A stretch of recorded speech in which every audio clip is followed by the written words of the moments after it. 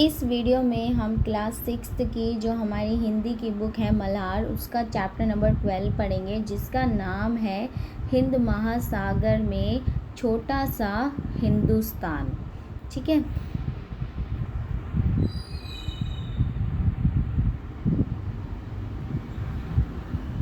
यात्रा पर मैं दिल्ली से 15 जुलाई को, बम्बई यानी मुंबई से 16 जुलाई को और नैरोबी से 17 जुलाई को मॉरिशस के लिए रवाना हुआ।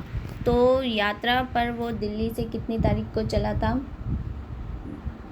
15 जुलाई को। फिर बम्बई यानी कि मुंबई से वो 16 जुलाई को चला। फिर उसके बाद नैरोबी से वो 17 जुलाई को मॉरिशस के लिए क्या हुआ? रवाना हुआ। ठीक है। इधर से जाते समय नैरोबी यानी कि केन्या, नैरोबी जो है केन्या में है, कि दुनिया में मुझे 1 रात और 2 दिन ठहरने का मौका मिल गया। तो नैरोबी में उसको 1 रात और 2 दिन रुकने का मौका मिल गया था। अतएव मन में यह लोभ जग गया, लोभ यानी कि लालच जग गया, कि मॉरिशस के भारतीयों और अफ्रीकियों से मिलने के पूर्व हमें अफ्रीका के शेरों से मुलाकात कर लेनी चाहिए। मतलब वो उसके मन में ये लालच जग गया कि भाई वो जो मॉरिशस के भारतीयों और अफ्रीकियों थे, उनसे मिलने से पहले वो किन से मिलना चाहता था? अफ्रीका के शेरों से। ठीक है। जहाज़ यानी कि विमान दूसरे दिन शाम को मिलने वाला था, और जो जहाज़ था वो दूसरे दिन शाम को मिलता। अतएव हम जिस दिन नैरोबी पहुँचे उसी दिन नेशनल पार्क में घूमने को निकल गए। तो जिस दिन वो नैरोबी पहुँचे थे उसी दिन वो नेशनल पार्क में घूमने निकल गए थे। नैरोबी का नेशनल पार्क चिड़ियाघर नहीं है। जो नैरोबी का नेशनल पार्क है वो चिड़ियाघर की तरह नहीं है, ना चिड़ियाघर है। शहर से बाहर बहुत बड़ा जंगल है। ये शहर से बाहर क्या है? बहुत बड़ा जंगल है।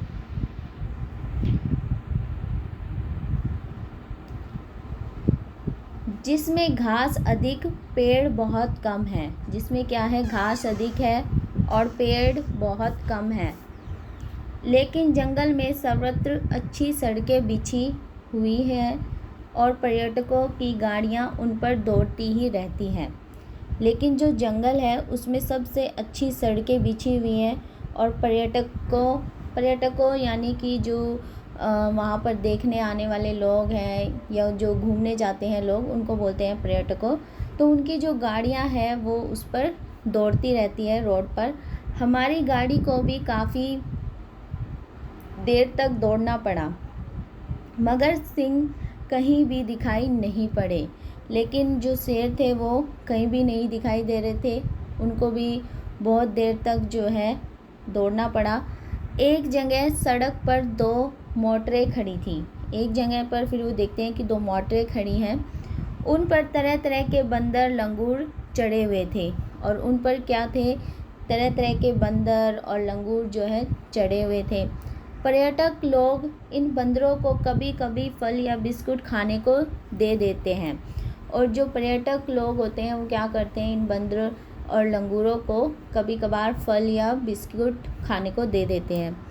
अतएव मोटर के रुकते ही बंदर उसे घेर लेते हैं, और जैसे ही मोटर रुकती है वैसे ही बंदर जो है उसको घेर लेते हैं चारों तरफ से। बड़ी दूरी तय करने के बाद यूँ कहिए कि 10-20 मील के भीतर हर सड़क छान लेने के बाद हम उस जगह जा पहुँचे जहाँ सिंह उस दिन आराम कर रहे थे। बहुत ज़्यादा घूमने के बाद, मतलब 10 मील के भीतर हर सड़क जो है छान लेने के बाद उनको वो जगह मिल जाती है जहाँ पर शेर आराम कर रहे थे। ठीक है। वहाँ जो कुछ देखा वह जन्म भर कभी नहीं भूलेगा।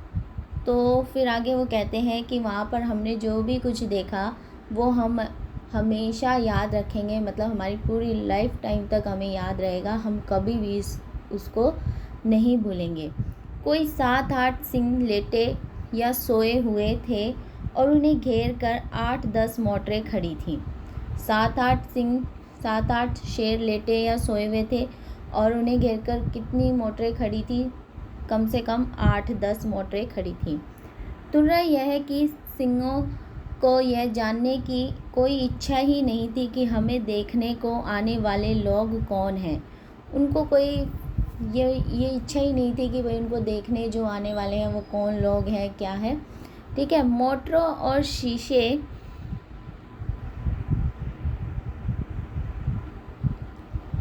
चढ़ाकर उनके भीतर बैठे लोगों की ओर सिंहों ने कभी भी दृष्टिपात नहीं किया। और जो मोटर और शीशे चढ़ाकर बैठे हुए जो लोग थे मोटर के अंदर, तो उनको कभी भी जो है शेरों ने देखा नहीं, ताक झांक नहीं की थी।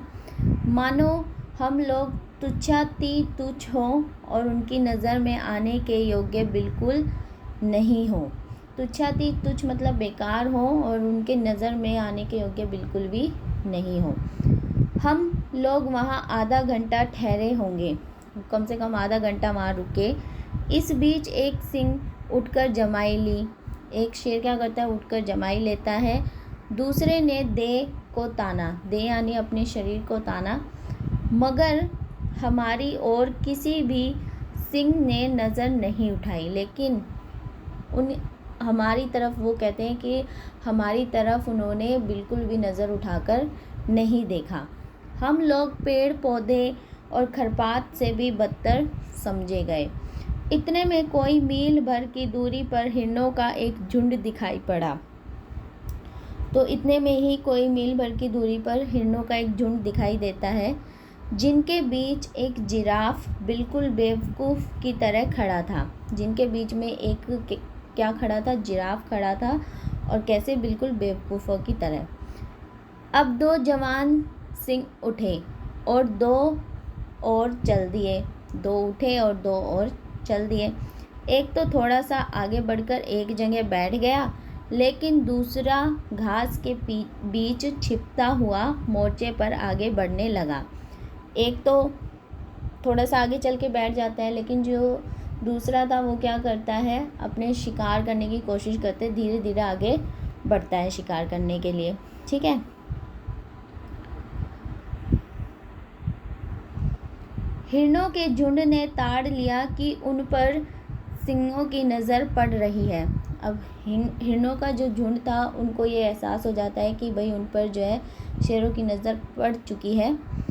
अतएव वे चरना भूलकर चौकन्ने हो उठे। और वो क्या करते हैं? चरना भूलकर सावधान हो जाते हैं, चौकन्ने हो जाते हैं। फिर ऐसा हुआ कि झुंड से छुटकर कुछ हिरन एक तरफ को भाग निकले। तो फिर क्या करते हैं? कुछ हिरन तो झुंड से भाग जाते हैं, मगर बाकी जहाँ के तहाँ टिके खड़े रहे। लेकिन जो वहाँ पर खड़े रहते हैं, लेकिन जो बाकी हिरन होते हैं वो वहाँ पर ही खड़े रहते हैं आराम से।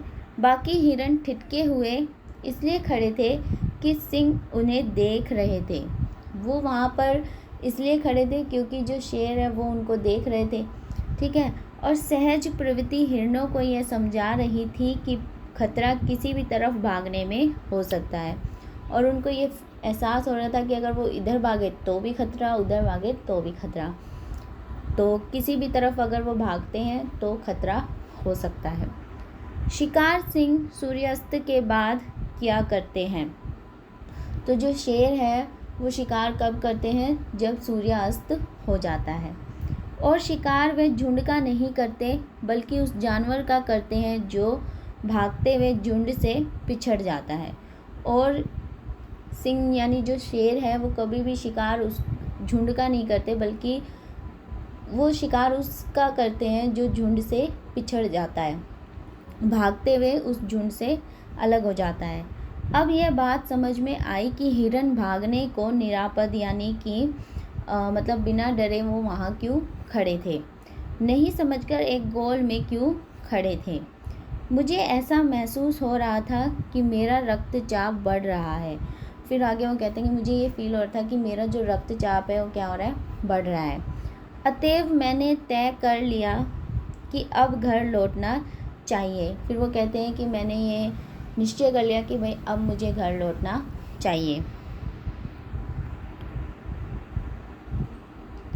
नैरोबी से मॉरिशस तक हम BOAC के जहाज़ में उड़े, और फिर वो नैरोबी से लेकर मॉरिशस तक किस जहाज़ में उड़ते हैं? BOAC के जहाज़ में उड़ते हैं। जहाज़ नैरोबी से 4 बजे शाम को उड़ा। नैरोबी से तो जहाज़ जो है वो 4 बजे उड़ता है, और 5 घंटों की निरंतर उड़ान के बाद वह मॉरिशस पहुंचा। तब वहाँ रात के लगभग 10 बज रहे थे। रात थी, अंधेरा था।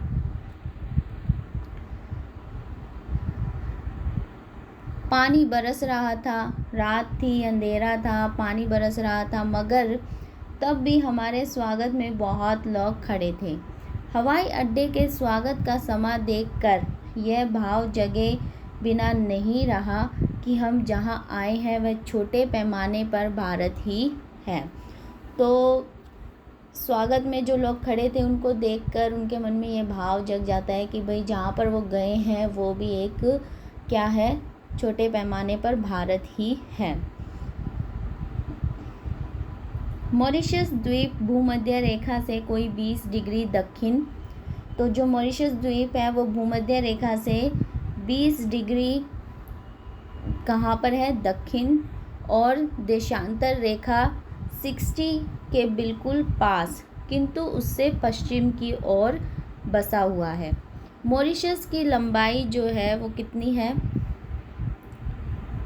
29 मील है।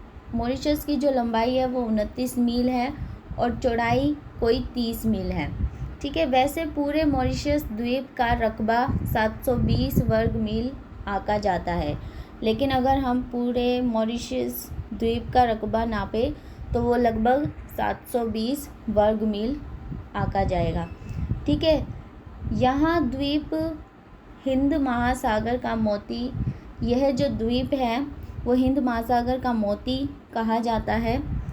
भारत समुद्र का सबसे खूबसूरत सितारा है, और जो भारत समुद्र है उसका सबसे खूबसूरत सितारा इसको ही कहा जाता है, मॉरिशस को ही।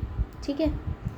मॉरिशस वह देश है जिसका कोई भी हिस्सा समुद्र से 15 मील से ज़्यादा दूर नहीं है, और मॉरिशस एक ऐसा देश है जिसका कोई भी हिस्सा जो है वो समुद्र से 15 मील से ज़्यादा दूर नहीं है।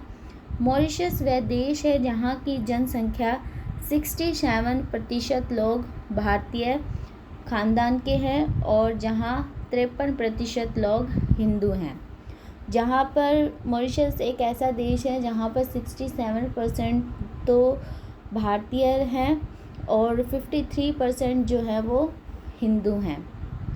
मॉरिशस वह देश है जिसकी राजधानी जो है पोर्ट लुई की गलियों के नाम यानी कलकत्ता, मद्रास, हैदराबाद और बम्बई है। तो मॉरिशस एक ऐसा देश है जिसकी जो राजधानी वो पोर्ट लुई की जो गलियां हैं उनके नाम यानी कलकत्ता, मद्रास और हैदराबाद और बम्बई है। ठीक है। तथा ये देखो कितना सुंदर लग रहा है मॉरिशस, जिसके एक पूरे मोहल्ले का नाम क्या है? काशी है। मॉरिशस वह देश है जहाँ बनारस भी है। मॉरिशस एक ऐसा देश है जहाँ पर क्या भी है? बनारस भी है। ठीक है। गोकुल भी है और ब्रह्मस्थान भी है। मॉरिशस वह देश है जहाँ माध्यमिक स्कूलों को कॉलेज कहने का रिवाज है। तो मॉरिशस एक ऐसा देश है जहाँ पर स्कूलों को कॉलेज भी कहा जाता है। ठीक है। तो इस वीडियो में इतना ही। Thank you.